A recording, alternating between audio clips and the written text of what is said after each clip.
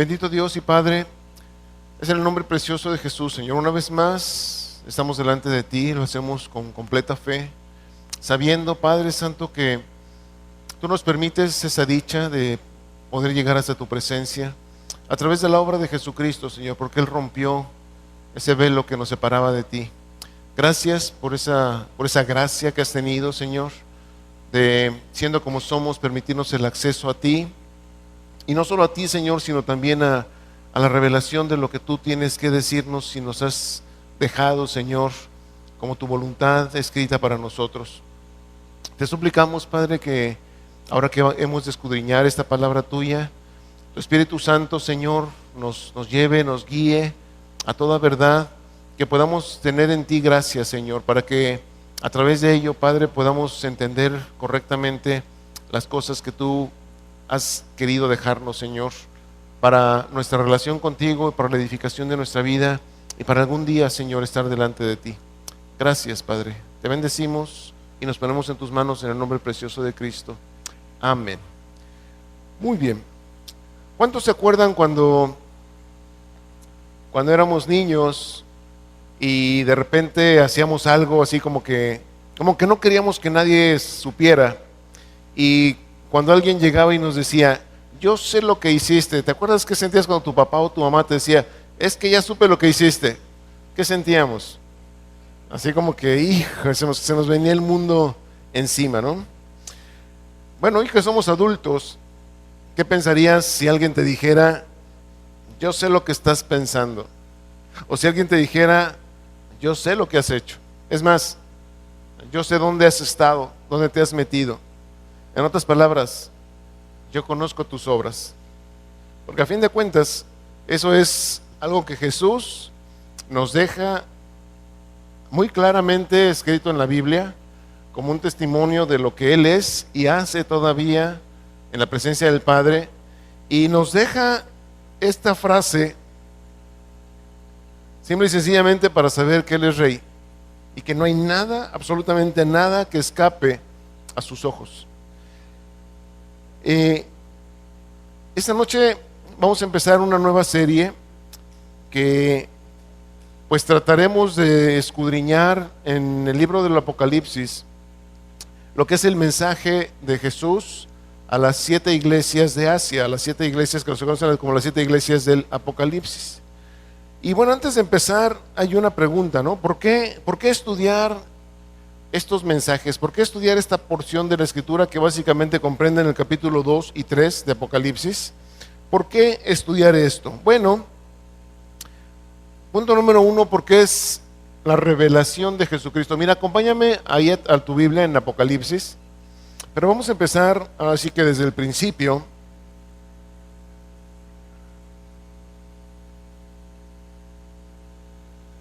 Insisto, ¿por qué estudiar el mensaje a las iglesias del Apocalipsis? Dice el capítulo 1, versículo 1 de Apocalipsis, dice, la revelación de Jesucristo que Dios le dio para manifestar a sus siervos las cosas que deben suceder pronto, y la declaró enviándola por medio de su ángel a su siervo Juan. Dice entonces, me llama mucho la atención, es una frase que a mí siempre me ha llamado poderosamente la atención, esto que dice aquí, la revelación de Jesucristo.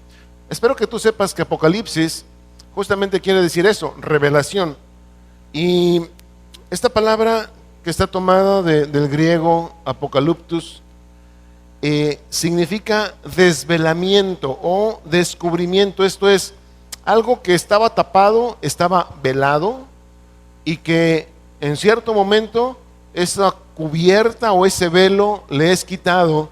Vamos a suponer que yo tenga aquí un velo sobre esto y de repente lo quito, entonces podemos decir que aquí hay algo que es Apocalipsis, algo que se está revelando, algo que se está descubriendo.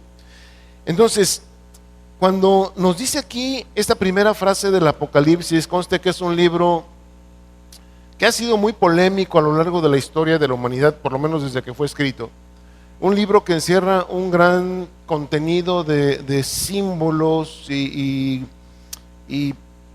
muchas cosas que necesitamos entender, pero siempre, te lo pongo muy claro, debemos entenderlo a la luz de la misma Escritura.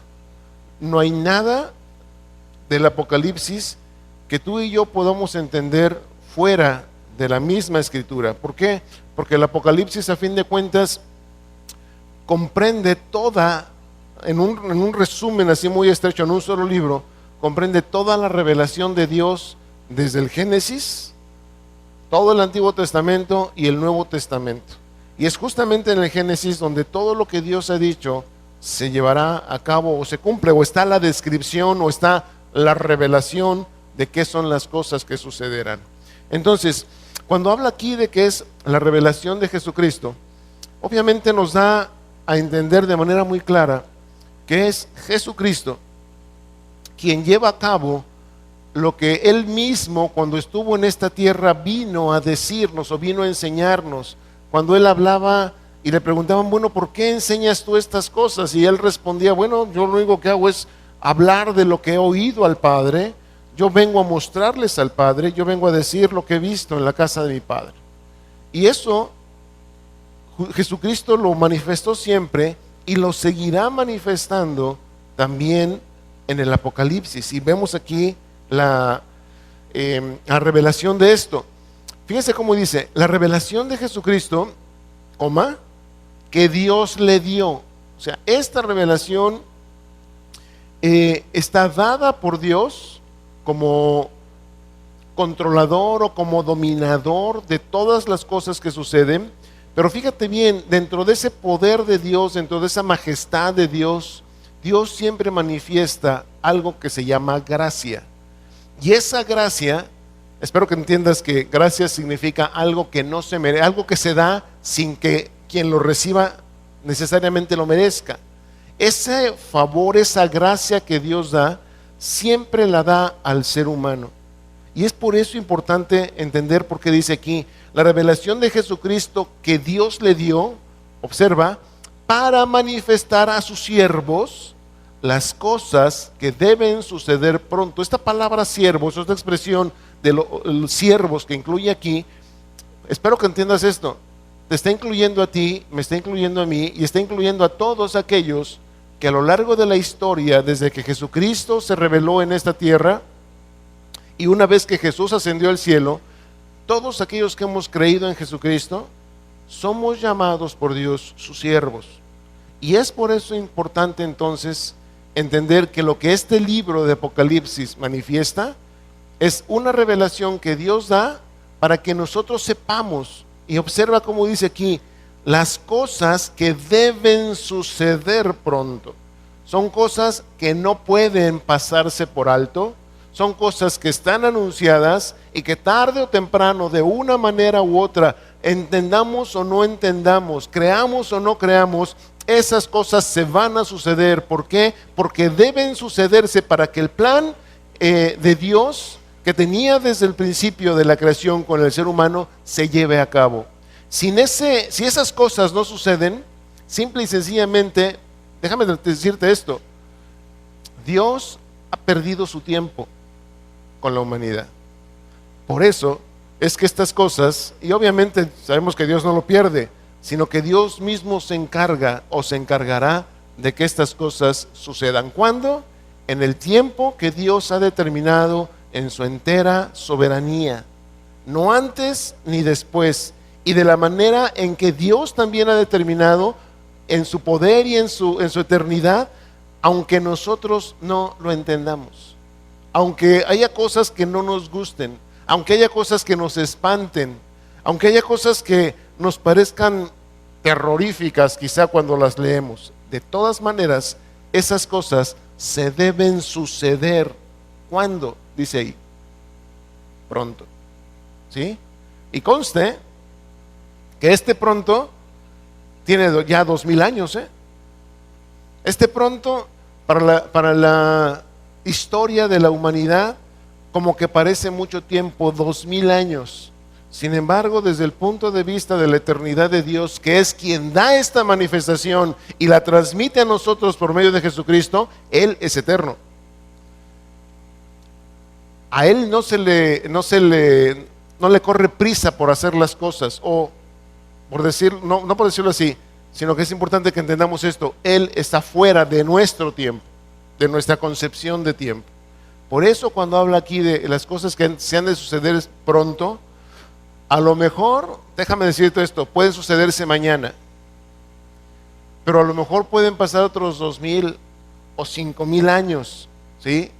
Y conste que estoy simplemente especulando, porque no sabemos realmente el tiempo que Dios ha determinado. La misma Biblia nos revela señales, la misma Biblia nos revela acontecimientos que están anunciados ahí, que se estarán sucediendo. Sin embargo, lo que es cierto también es que no podemos ir ligeramente con la finta o con el engaño de que si, por ejemplo, quizá te acuerdas o no te acuerdas, a lo mejor has leído en los libros de historia por ahí de los años 1930, 40, cuando se sucedió en Europa la Segunda Guerra Mundial. Para muchos eso era prácticamente el inicio del Apocalipsis. Cuando se da la masacre judía también en Europa por parte de los nazis, pues también se pensaba que todo eso estaba ya anunciando el inicio inminente del Apocalipsis, y a partir de ahí, bueno, el mundo se vería envuelto en todo lo que el Apocalipsis revela en la Escritura. Sin embargo, insisto, no es algo ligero que podamos tomar en cuenta los acontecimientos que se suceden sin considerarlos plenamente a la luz de toda la revelación bíblica. Hay gente que piensa que porque hoy hay un poquito más de sismos, o más bien sabemos de más sismos, piensa que ya son los tiempos del Apocalipsis. Sin embargo, cuando vemos la historia y cuando vemos los registros que se daban, de acuerdo con los expertos, bueno, efectivamente a lo mejor muchas veces no se registraban muchos sismos, o no hay registro de muchos sismos, pero eso no quiere decir que no se sucedieran, porque sismos siempre ha habido. Entonces, insisto, son cosas que debemos tener muy puntuales para no irnos con la finta y no dejarnos engañar acerca de la revelación que claramente está escrita en este libro, que, insisto, es dada a nosotros por medio de Jesucristo y dada a Jesucristo por Dios su Padre, ¿sí? Para que nosotros sepamos estas cosas. Otra de las cosas importantes por las cuales debemos conocer el mensaje a las iglesias es porque, como dice el versículo 2,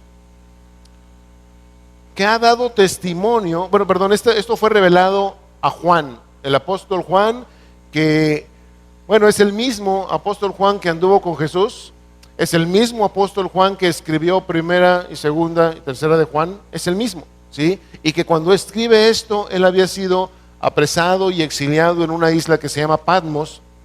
Ahorita vamos a ver un mapa para ubicarnos cerca de lo que hoy es Turquía.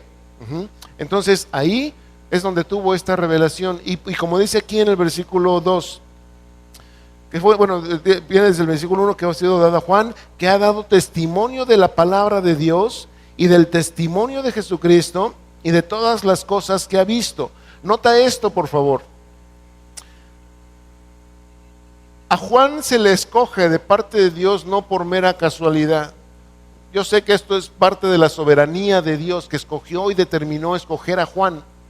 Sin embargo, cuando vemos las características que tiene Juan, vemos que Juan, de acuerdo con el versículo 2, nos ofrece un testimonio triple. ¿Por qué es esto? Uno, porque él conoció la palabra de Dios. Él fue a quien se le reveló en base a lo que la Escritura decía, y al decir Escritura estoy hablando del Antiguo Testamento, cosas como por ejemplo lo que dice en el primer capítulo del Evangelio de Juan. Si quieres no lo busques, yo sé que lo conoces.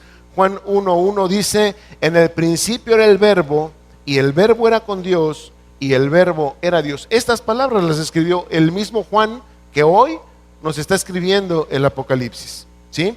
Dice en el versículo 2 de ahí del Evangelio de Juan: este era en el principio con Dios, todas las cosas por él fueron hechas, y sin él nada de lo que ha sido hecho fue hecho. En él estaba la vida, y la vida era la luz de los hombres. Pregunta, ¿de quién está hablando en todo esto? De Jesucristo.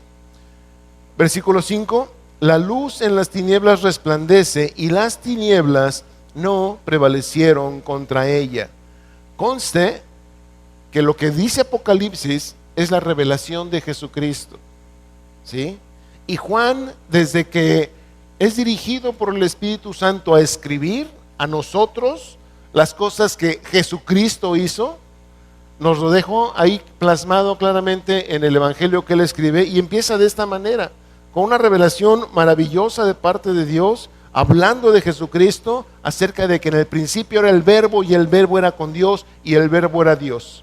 Ya en ese solo primer versículo del Evangelio de Juan, vemos el tipo de revelación que Dios le ha estado, o le da a Juan, con una muy clara, ¿cómo llamarlo?, intencionalidad de parte de Dios, de que nosotros conozcamos a fondo y con precisión la voluntad de Dios por medio de Jesucristo. Es importante entonces tomar eso en cuenta.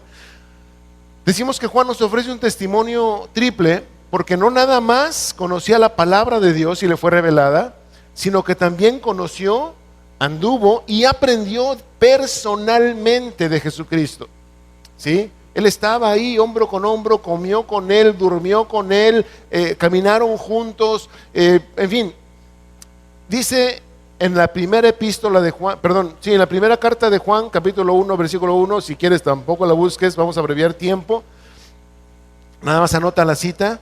Dice ahí mismo Juan: lo que era desde el principio, lo que hemos oído, lo que hemos visto con nuestros ojos, lo que hemos contemplado y palparon nuestras manos tocante al Verbo de vida, dice, porque la vida fue manifestada y la hemos visto y testificamos y os anunciamos la vida eterna, la cual estaba con el Padre y se nos manifestó. Todo esto que Juan está diciendo, lo está diciendo de Jesucristo, acerca de lo que él vio, acerca de lo que él fue testigo, repito, en el camino, en las plazas, en el templo, en las casas donde Jesucristo enseñaba. Y Juan estaba ahí y veía esto, que verdaderamente en Jesucristo estaba la vida eterna, que estaba antes en la presencia del Padre y que ahora se nos manifiesta a nosotros. Sigue diciendo el versículo 3: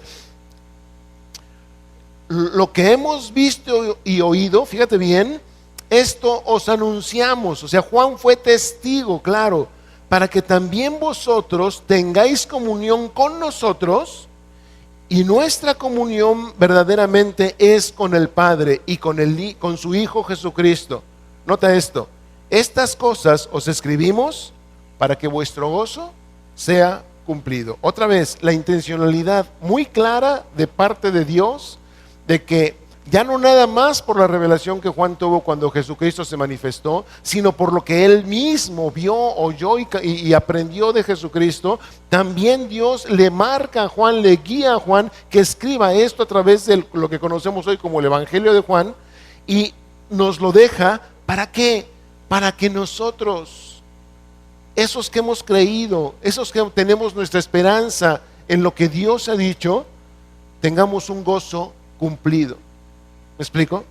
Y ahora, la tercera revelación que Juan nos ofrece es justamente las cosas que a él, ahí estando en la isla de Patmos, en ese exilio al cual lo mandaron, las cosas que le fueron mostradas por medio de visiones y que le revelan a él primero y que le indican de manera muy clara, como dice ahí más adelante el capítulo 1, que tuvo la instrucción muy clara de escribir todas las cosas con detalle, las cosas que le habían sido mostradas. ¿Para qué? Para dejárnoslas como testimonio a nosotros. Vemos aquí entonces que hay una muy clara intencionalidad,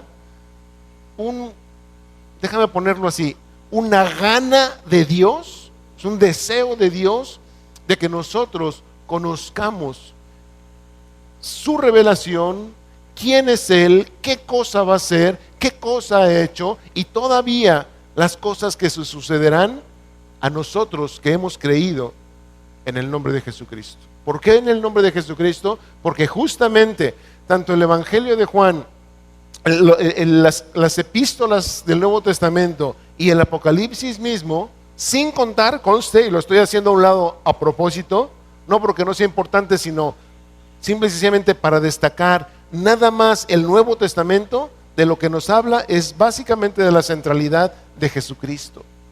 Y conste que a propósito, repito, estoy haciendo a un lado el Antiguo Testamento, no porque no sea importante en esto, sino por el contrario, porque el Antiguo Testamento nos da pie, nos da indicaciones, lo hemos visto ya en muchas ocasiones, nos dice claramente las cosas que sucederían en aquel entonces como futuro en Jesucristo, y que hoy y a partir del Nuevo Testamento los vemos ya como cosas que se sucedieron, que se cumplieron cabalmente.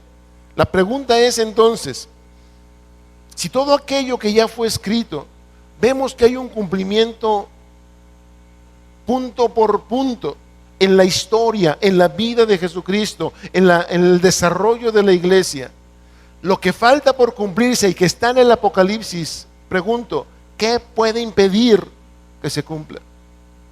¿Me explico? Por eso es importante estudiar esto. Otra cosa por la cual es importante, otro punto por lo cual es importante estudiar estos mensajes del Apocalipsis, es porque, fíjate bien en esto, no nada más vemos la intención de Dios, la gana o el gusto de Dios por revelarnos y darnos a conocer las cosas, sino que además tenemos tú y yo la oportunidad de que cuando conocemos esto, hasta podemos llegar a ser bienaventurados. Fíjate más, todavía tenemos ese precioso regalo de Dios. Si me acompañas ahí al versículo 3, donde estábamos en Apocalipsis, fíjate cómo dice: bienaventurado el que lee y los que oyen las palabras de esta profecía y guardan las cosas en ella escritas, porque el tiempo está cerca. Consta que entonces aquí hay una promesa maravillosa: bienaventurado. Espero que entendamos y lo recordemos los que hemos, por lo menos en la última serie que terminamos, también los miércoles, habíamos hablado acerca de la bienaventuranza de ser un siervo, ¿te acuerdas? Y ahí veíamos que las bienaventuranzas en toda la Biblia siempre son condicionales. O sea, Dios nos da pródigamente las bienaventuranzas, o sea, nos quiere bendecir, nos quiere hacer bienaventurados, pero muchas de esas bienaventuranzas, por no decir casi todas o todas, depende de nosotros que las alcancemos. Dios las pone ahí sobre la mesa, pero depende de nosotros que nosotros estiremos la mano, nuestro corazón, y tomemos esas bienaventuranzas, ¿sí? Por ejemplo, aquí dice: bienaventurado, ¿quién? Aquí dice, el que lee. Si no lees, bueno, aunque Dios te quiera hacer bienaventurado en esto, pues no tenemos esa bienaventuranza. Y cuando dice aquí el que lee, en el griego anaginosko es la palabra, fíjate lo que quiere decir, es aprender de nuevo. O sea, no es nada más, sí voy a leer el Apocalipsis, pum, pum, pum, pum, pum, pum. No, cuando habla aquí de leer esto, está hablando de aprender de nuevo. ¿Qué quiere decir? Que todo lo que he aprendido está mal. No, sino que voy a retomar, como decíamos, el Apocalipsis asume y resume todo el cumplimiento de la Escritura, desde el último libro antes del Apocalipsis hasta Génesis, yéndome hacia atrás. ¿Me explico? Por eso es que cuando leemos tenemos que reaprender esto, también esto significa recordar en nuestro idioma o nuestro coloquial idioma podemos remachar las cosas para que no se nos olviden. ¿Te acuerdas cuando estábamos en la escuela que pues nos poníamos a estudiar remachando para que las cosas no se nos fueran de la cabeza? ¿Sí? Esto es lo que quiere decir esa expresión del que lee, aprender de nuevo. Ellos son bienaventurados, pero también los que oyen. Y cuando estamos hablando de oír, no nada más está hablando aquí de, bueno, pues entonces voy a poner el cassette o el disco, el CD que tiene ahí el Apocalipsis grabado y lo voy a oír. No, está hablando de escuchar con atención y entender lo que se dice. No es nada más oír, porque pues sí, si leemos si oímos el Apocalipsis, cuando de repente nos hable acerca del fuego y de los candelabros y de las estrellas de fuego y todo eso, y lo oímos, si no entendemos, pues nos vamos a quedar totalmente en blanco. ¿Me explico? Por eso es importante leer, pero también es importante oír, reaprender lo que estamos leyendo, pero también escuchar con atención y entender lo que estamos oyendo. ¿Estamos ahí? Pero también la última parte de esta bienaventuranza es para aquellos que guardan. ¿Qué significa esto? Los que observan, los que ponen atención en guardar los mandamientos o los consejos o la enseñanza que en este libro particularmente se nos da. Y tú lo vas a ver una vez que estemos ya en el estudio justamente de cada uno de estos mensajes a las iglesias de Asia. Tú te vas a dar cuenta cómo hay consejos ricos. Y no hablo de ricos de ay, qué rico consejo, no, sino en el contenido que encierran, en la revelación que encierran para cada uno de nosotros, para que, si las guardamos, podamos ser bienaventurados. Y tú te vas a dar cuenta cómo cada uno de esos consejos, cada uno de esos mandamientos, cada una de esas recomendaciones que Jesús hace a las iglesias, traen promesa de bendición y de vida eterna.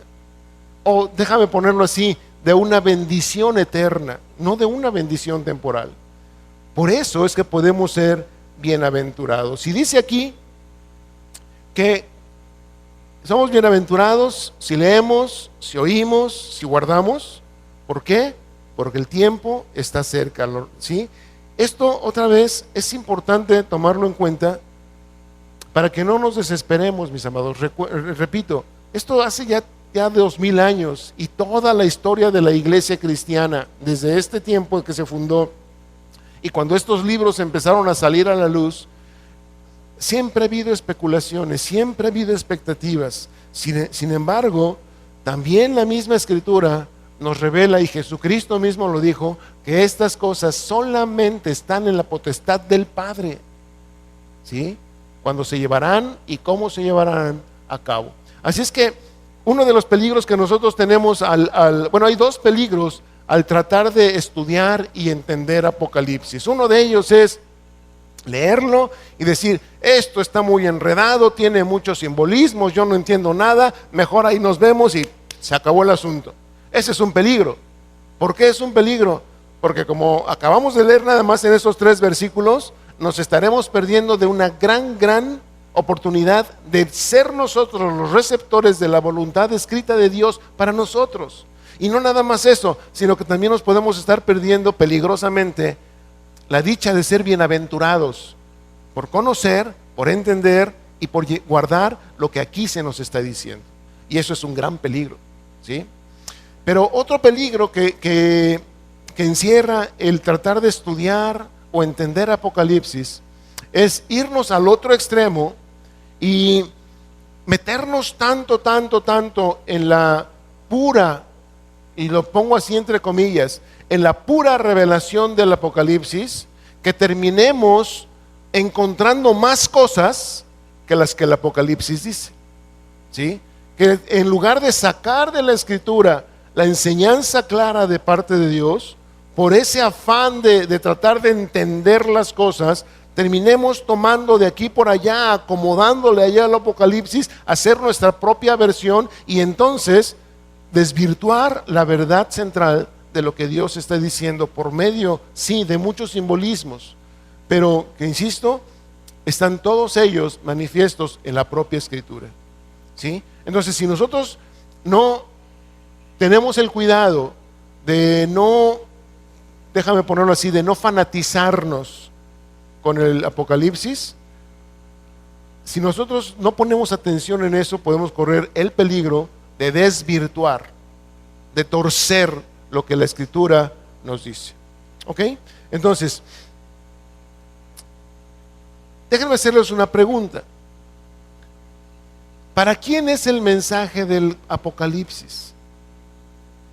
Ya decíamos, ok, Dios quiere revelarnos a los santos, a sus siervos, y todos nosotros somos siervos, pero para que esto quede bien claro, fíjate bien en esto, ahí mismo, en el versículo 4, conste que lo que vamos a estudiar no va a ser todo el Apocalipsis, que quede claro, va a ser nada más capítulo 2 y 3, por lo menos en esta en esta parte de lo que estamos metiéndonos. Pero ¿por qué es importante estudiar esos dos capítulos? Por esto, lo que dice aquí en versículo 4. Juan como a quien se le fue dictado o dicho que escribiera estas cosas, y él las dirige a las 7 iglesias que están en Asia. Muy bien, ahora sí les voy a pedir allá atrás, Didier, si me ayudas por favor con lo que te dejé.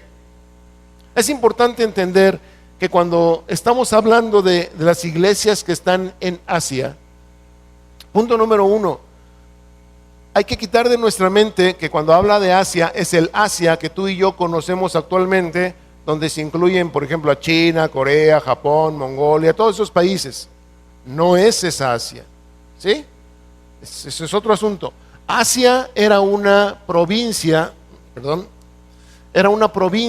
del antiguo imperio romano en los tiempos en que la Biblia, o por lo menos el Nuevo Testamento se escribió.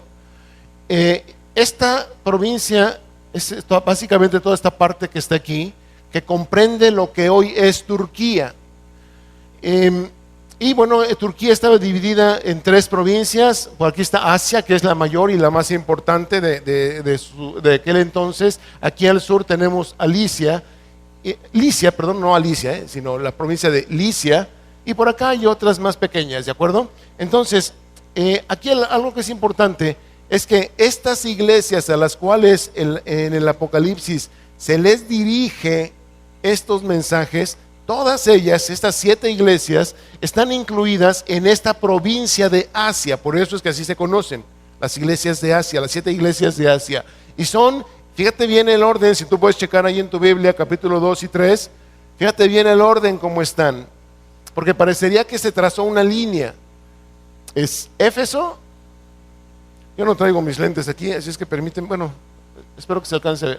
Éfeso, Esmirna, Pérgamo, Tiatira, Sardis, Filadelfia y la Odisea. O sea, como que hay una línea, como que se dio un paseo en toda esta parte, así, y en ese orden es como están los mensajes, capítulo 2 y 3, justamente. O sea, no hay de que de aquí te vas para acá y luego te regresas a y luego te brincas, sino hay un orden ahí muy especial, que ya en su momento lo estaremos mencionando. Si me dan por favor la lámina 2. Esto es nada más para ubicarnos ya en el mapa global en donde estamos hablando. Decíamos que lo que era Asia entonces es esta parte que estoy señalando aquí de Turquía, ¿sí? Aquí está Grecia. Ahorita, por ejemplo, los domingos, si tú recuerdas, estamos estudiando la carta a los Corintios, que estamos aquí en este pequeño canalito, o istmo, perdón, y entonces aquí era la provincia de Asia, y aquí en ese entonces era la provincia de Acaya, ¿sí? ¿Te acuerdas? Muy bien, ok, entonces, listo el mapa, ya eso nada más era por ubicarnos de a dónde geográficamente, en qué parte del mundo se está hablando cuando se habla de estas 7 iglesias. Ahora, ¿por qué estas 7 iglesias? Déjame ver si podemos dejarlo claro de manera muy rápida. En aquel entonces, bueno, estaban estas 7 iglesias como lugares donde realmente, así como aquí estamos en este lugar, había gente cristiana, gente que había creído en el mensaje de Jesucristo y se reunían para exaltar el nombre del Señor y para conocer más acerca de las promesas y las maravillas de Dios, igual que nosotros. Y en esas 7 ciudades, ahí estaban congregados diferentes números de cristianos, ¿sí? ¿Por qué estas 7 iglesias en particular son las que se mencionan en el Apocalipsis? Y no, ¿por qué no, por ejemplo, la iglesia de Corinto o la iglesia porque la de Jerusalén, a lo mejor podría haber sido más importante, ¿no? Pero bueno, dentro de la soberanía de Dios, Él determinó estas iglesias, lo iremos viendo, pero antes déjame aclararte algo que es importante que entendamos.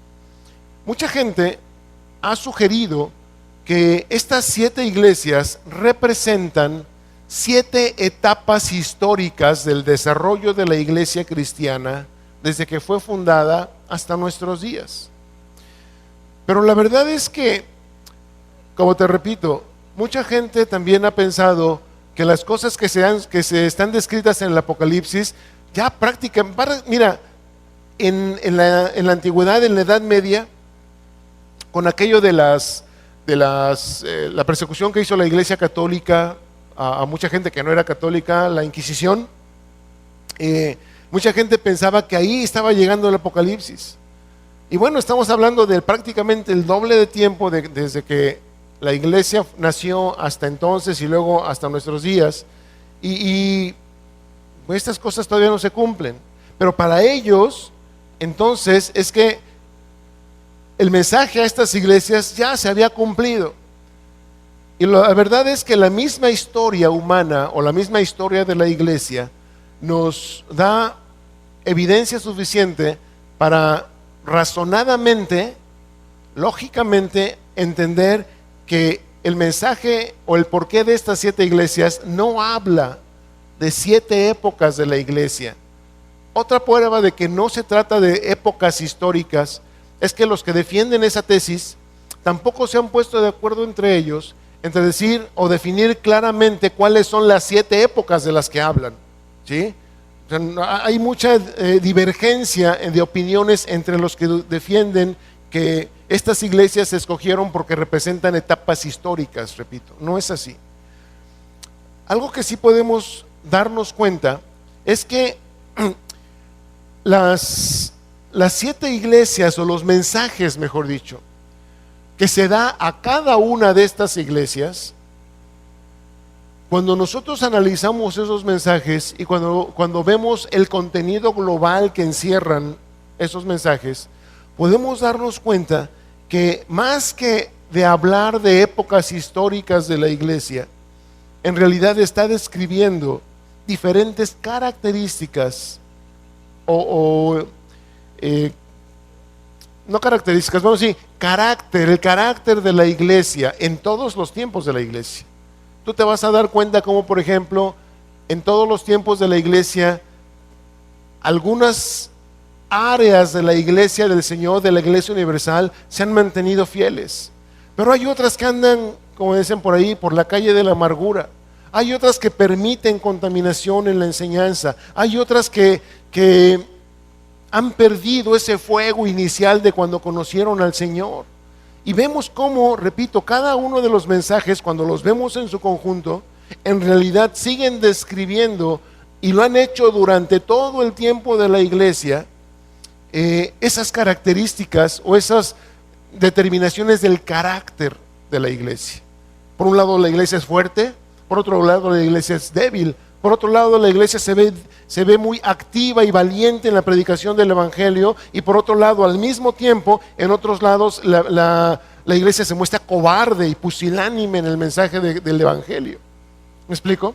Entonces, estas iglesias que están mencionadas aquí, o que están puestas aquí, a las cuales se les es dirigido estos mensajes, representan, repito, a la iglesia universal de todos los lugares y todos los tiempos, desde que Jesucristo se fue hasta nuestros días, y no nada más eso, sino hasta que el Señor determine llevar a cabo las cosas que aquí están descritas. Porque esa es otra. Por eso no podemos pensar que sean tiempos históricos, porque para muchos esto ya se acabó, y se ha acabado como 50 veces. La cosa es que si esto se prolonga, se seguirá acabando y llevando a cabo y acabando otras 60 o 100 veces, yo no sé. ¿Me explico? ¿Sí? Pero sí podemos darnos cuenta, repito, que de los mensajes que veremos, de los mensajes que Jesús está dando a la iglesia, a su iglesia, refleja claramente la condición en la que Jesús, de acuerdo con este libro, de acuerdo con la profecía, de acuerdo con lo que Dios dio a Jesucristo que nos revelara a nosotros, de acuerdo a eso, es como Jesucristo ve a su propia iglesia, o sea, hace a nosotros. Y hay cosas que Jesucristo ve en nosotros agradables, y que hasta quizá nos felicite por ello. Pero habrá muchas cosas, mis amados, que Jesucristo verá en nosotros y que a lo mejor no son agradables, y que a lo mejor va a ser tiempo, espero, de arrepentimiento, que a lo mejor es tiempo de corrección, que a lo mejor es tiempo de dejar ciertas cosas a un lado para volver al camino correcto que nos lleve verdaderamente a ser nosotros partícipes del cumplimiento de la profecía del Apocalipsis. ¿Me explico? De los mensajes que estaremos viendo, de manera general, si quieres anotarlo ahí como bosquejo para que cuando vayamos viendo mensaje por mensaje, tú vayas viendo cómo en cada mensaje a cada iglesia vamos a ir llenando ciertos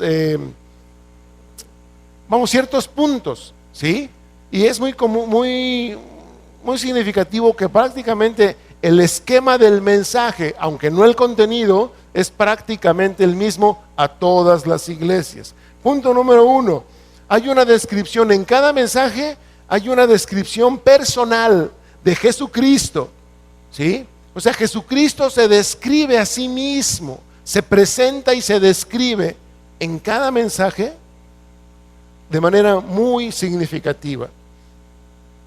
Para que tengamos una regla de esto, tú podrás ver ahí mismo en el capítulo 1 del Apocalipsis, entre los versículos 12 al 18, algunas maneras en cómo Juan está describiendo a Jesucristo, ¿sí? Bueno, eso mismo que aparece ahí en los versículos 12 al 18 es lo que Jesucristo posteriormente se estará revelando y presentando a cada una de las iglesias de diferentes maneras, pero todas en base a lo que contienen estos versículos del 12 al 18 del capítulo 1. Es muy significativo también, ya lo iremos mencionando, ¿sí? Otro de los puntos que se manejan en todos los mensajes a las iglesias es que hay una frase que te digo es lo que a mí me llama mucho la atención de esto. Es donde Jesús dice: yo conozco tus obras. Y Jesús vaya que conoce lo que su iglesia hace, tanto lo bueno como lo malo, lo torcido como lo recto, lo puro como lo profano. Jesucristo sabe y conoce perfectamente lo que nosotros como iglesia hacemos. Por eso y tú puedes verlo ahí de manera rápida, otra vez, capítulo 2 y capítulo 3, siempre dice: yo conozco tus obras, yo conozco tus obras, yo conozco tus obras. Y cuando terminemos de ver esto, espero de veras que esta frase quede impregnada en nuestro corazón, quede ahí bien grabada en nuestro corazón, en nuestra mente, y que sepamos y que nos tiemblen las piernas, mis amados, de saber que Jesús conoce nuestras obras. Donde quiera que estemos, donde quiera que vayamos, si yo levanto mis manos pero mi corazón no está recto delante de Él, Él conoce mis obras. Si yo vengo y exalto a Dios y doy mis diezmos, pero ayer hice cosas perversas, Él conoce mis obras. Pero también si yo ayudo y mi corazón es recto, Él conoce mis obras. Si yo le doy de comer a alguien, algún menesteroso, y lo hago con la intención correcta, Él conoce mis obras. ¿Me explico? Él conoce tus obras. Otro de los puntos que contiene cada uno de los mensajes es que hay un elogio a la iglesia, hay un reconocimiento a las cosas buenas que la iglesia tiene, y tú lo vas a poder ver. En algunos casos se elogia la perseverancia, en otras cosas se elogia la fidelidad, el celo, el amor, en fin, tú lo puedes ver, que son características que la iglesia guarda y que más nos convendría como iglesia o como parte de la Iglesia Universal retomar para exacerbarlas como característica primero personal de cada uno de nosotros, pero también como parte de la expresión de la Iglesia de Cristo en esta tierra, esta congregación, ¿sí? ¿Para qué? Para que podamos verdaderamente gozarnos de que quizá algún día el Señor, cuando nos diga: yo conozco tus obras, nos diga: mira, tienes esto y esto y esto y esto, y estos aciertos, estos buenos, y que esos buenos sean más que lo que sigue, también como contenido de estos mensajes. En todas hay una reprensión, una falla, o sea, se marcan fallas o se marcan pecados que la iglesia comete. En los únicos dos que no tiene bueno, de hecho en la única que no tiene algo de qué acusar es la iglesia de Filadelfia. Y en Esmirna pues parecería que no lo hay, pero tú vas a ver que sí. Ujú.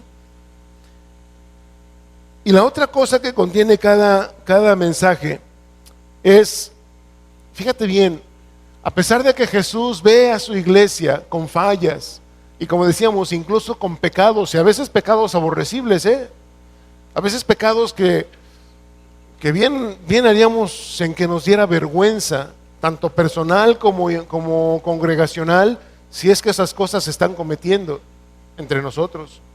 Y Jesús marca eso, pero no es un marcaje o no es una señalización condenatoria. Siempre tú vas a ver cómo en cada mensaje hay un consejo, hay una instrucción de cómo hacer para corregir esas fallas, de qué hacer para dejar esos pecados. Y vemos también ahí cómo hay un mandato, una instrucción clara, como otro punto característico de cada mensaje, y que dice que oigamos lo que el Espíritu dice a las iglesias. Es importante entonces que en cada mensaje pongamos atención al consejo del Espíritu de Dios para cada uno de nosotros. ¿Para qué? Para, si hay fallas, como decíamos, podamos corregirlas y verdaderamente venir a ser hacia Jesús esa iglesia perfecta que Él espera encontrar cuando Él venga.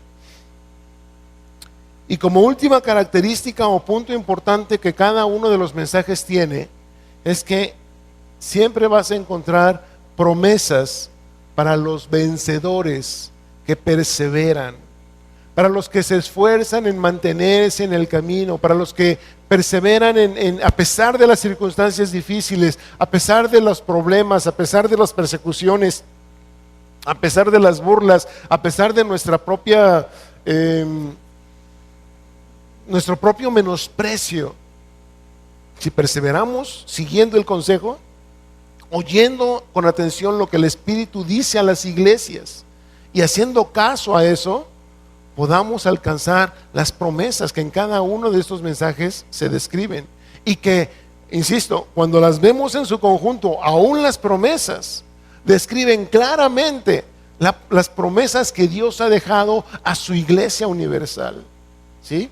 Entonces, por eso es importante estudiar estos mensajes.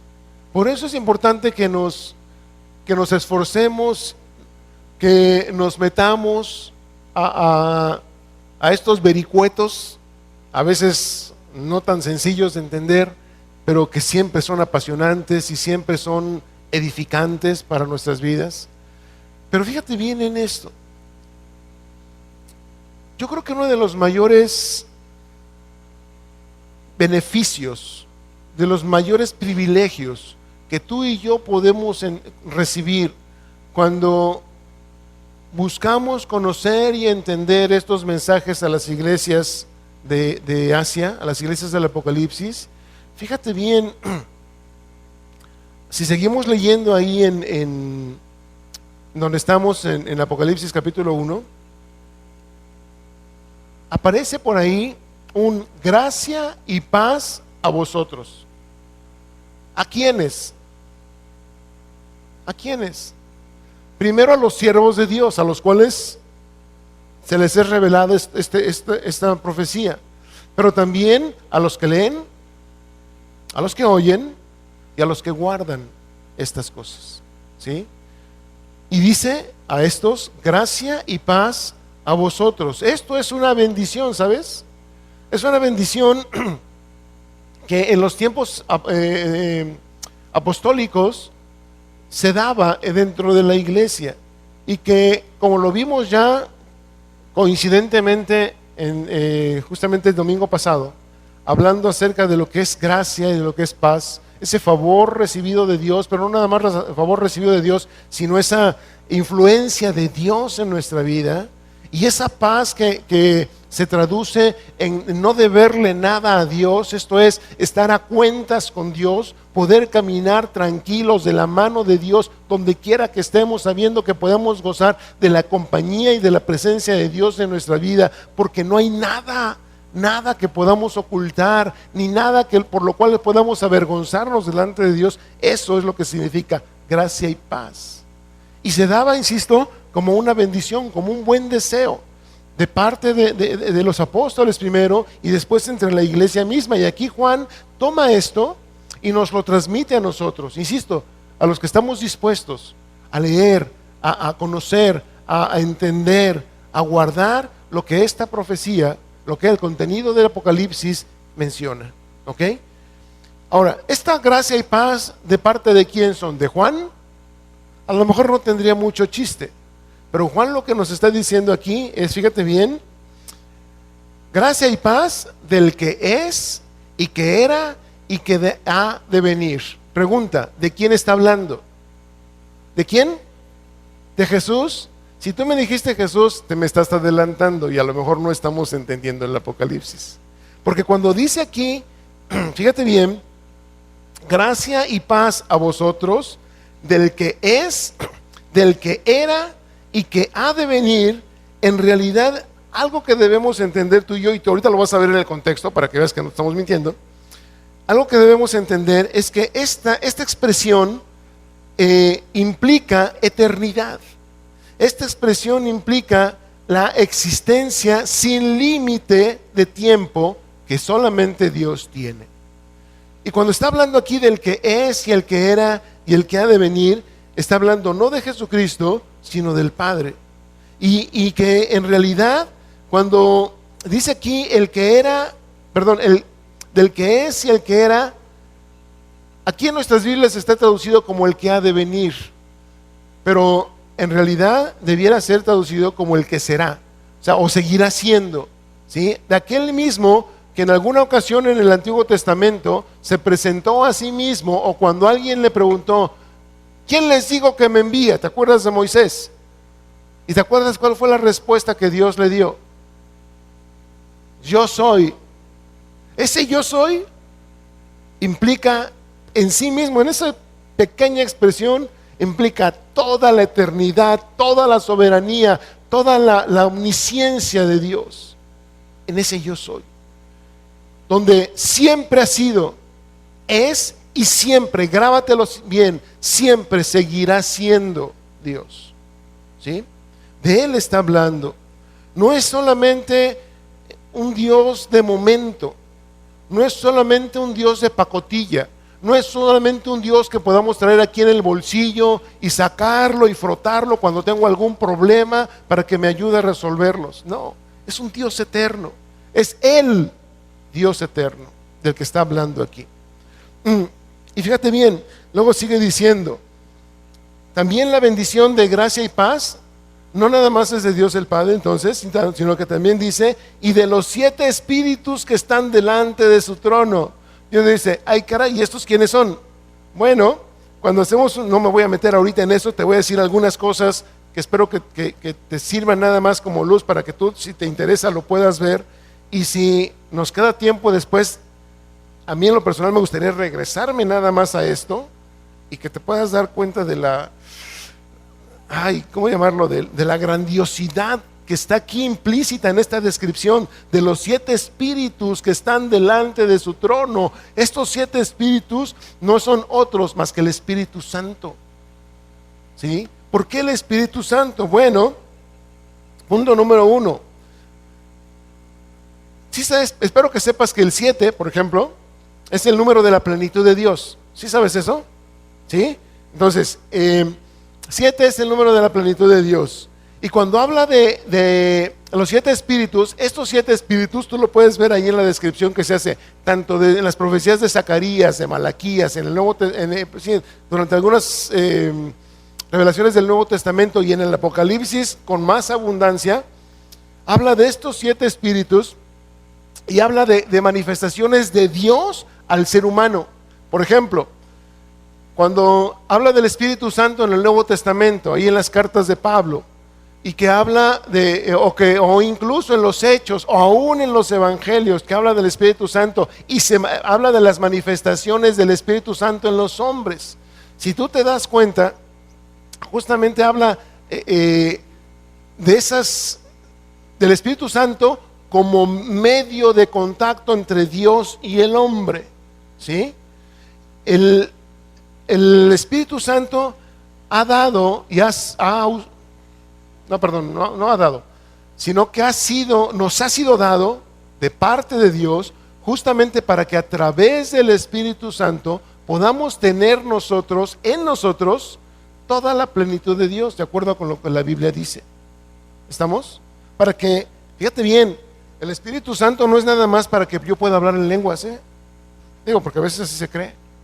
El Espíritu Santo no es nada más para que yo ponga mi mano sobre los enfermos y sanen.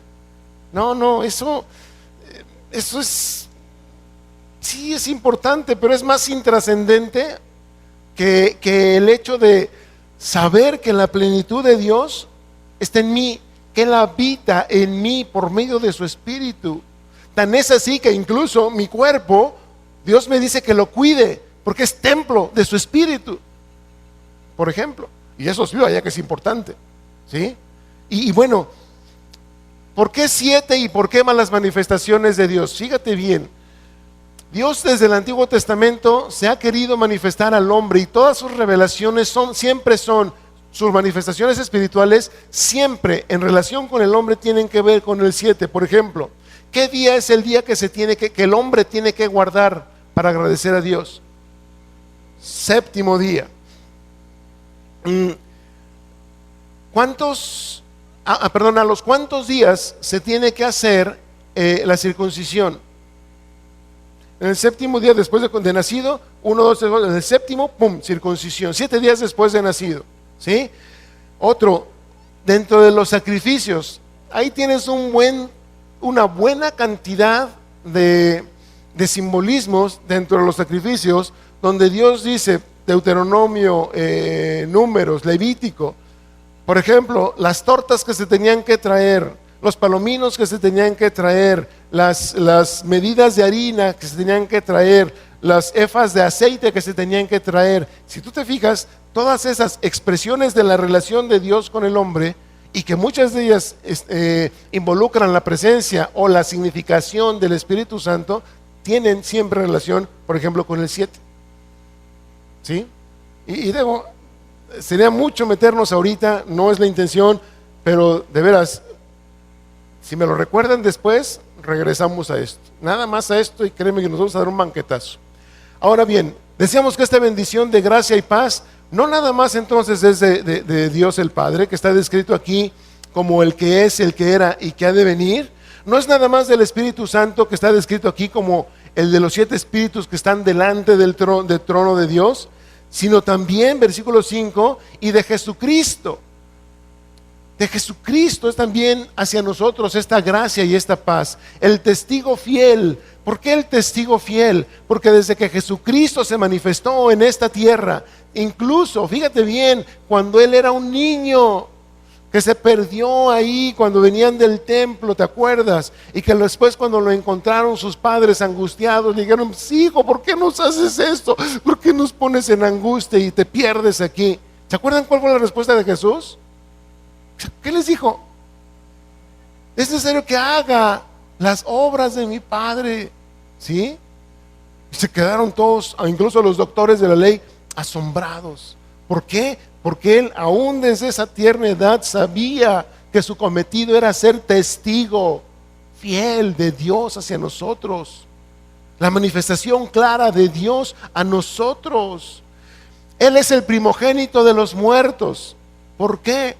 Porque es el primero que resucitó. Oye, y Lázaro y la hija de Jairo y todos esos, sí, ellos resucitaron, y otros más resucitaron, pero se murieron. Jesús resucitó a muchos que tiempo después se murieron. Cuando Jesús resucitó, dice la Escritura que muchos resucitaron también, se levantaron de los sepulcros y estaban con sus familiares, pero después se murieron. Pero Jesús resucitó y sigue vivo y vendrá. Sí, por eso dice aquí, el primogénito de los muertos y el soberano de los reyes de la tierra. Sí, aquí lo crucificaron, aquí lo trataron como ladrón, aquí lo hicieron menos, lo ofendieron, lo minimizaron completamente, pero Jesús es el soberano de los reyes de la tierra. Y algún día todos los reyes de la tierra inclinarán su rodilla delante del Rey de Reyes. ¿Sí? Dice además aquí maravillosamente, al que nos amó.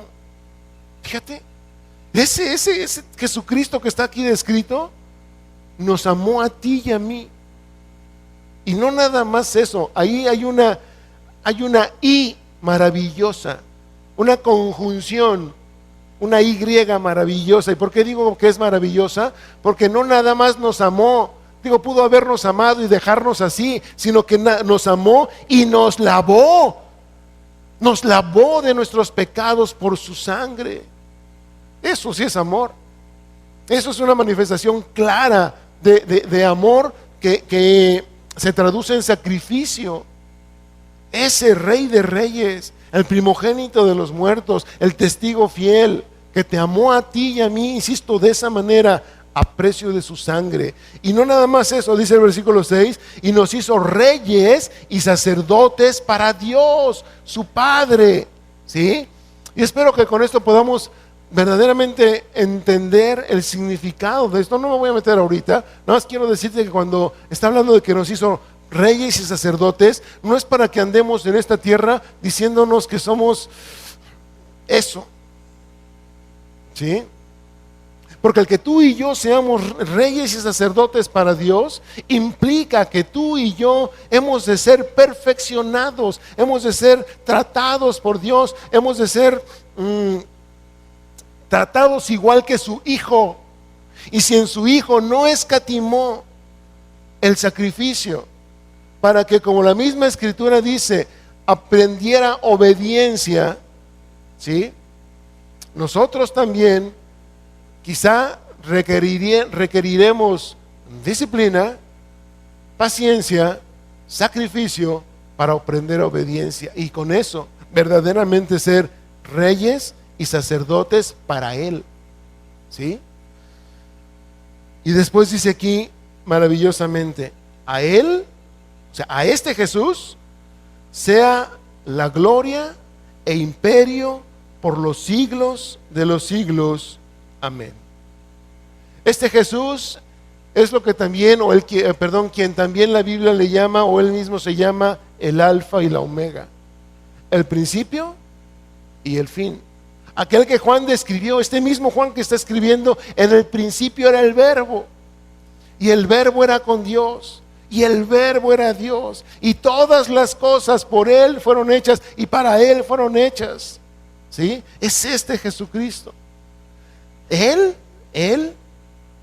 Él estaremos aprendiendo, mis amados, al estudiar estos mensajes, cómo es que Él ve la iglesia, cómo es que Él nos ve a ti y a mí en esto que se llama iglesia, y en el mundo donde estamos representándole a Él como parte de su iglesia, y en nuestra casa donde también estamos, o se supone que debemos estar con Él.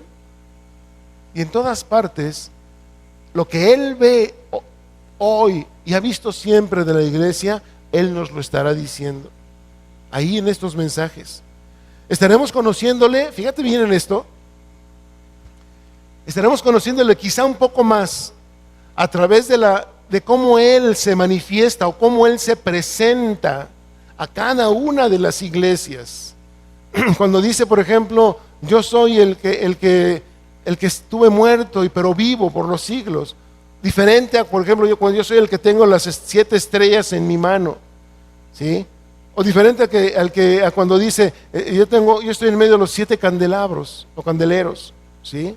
Cada una de esas cosas, cada una de esas presentaciones o autopresentaciones que Jesús da de sí mismo, nos hablan mucho de quién es nuestro Redentor. Nos hablan mucho de en quién hemos puesto nuestra fe. Por eso vale la pena conocerlo. Pero también, y por sobre todas las cosas, de Él estaremos oyendo en cada uno de estos mensajes otra vez esa frase que es: yo conozco tus obras. Yo conozco tus obras. Insisto, yo espero, y es mi deseo muy personal para ti, te lo digo con todo mi corazón, que conforme vayamos avanzando en el estudio de esto, nuestras piernas tiemblen, nuestro corazón se estremezca de saber que como iglesia, que como la iglesia de Cristo, no somos cualquier bicoca, no somos cualquier sectilla, y no estoy hablando de un nombre X que nos identifique terrenalmente, no. Estoy hablando de ser parte de la Iglesia Universal de Jesucristo, ¿sí? Cuyos miembros han sido edificados, han sido salvados por la sangre del que ve y conoce las obras de los que salvó. Amén. ¿Le entramos? ¿Sí? Bueno, entonces yo te espero aquí el próximo miércoles, primero Dios, con su favor.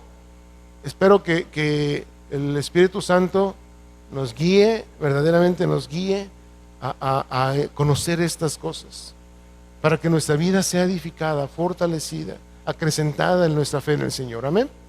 Vamos a orar, ¿les parece? Bendito Dios y Padre, gracias te damos, Señor, porque en este precioso libro que es el Apocalipsis, Señor, tú nos has dejado tantos tesoros, Padre.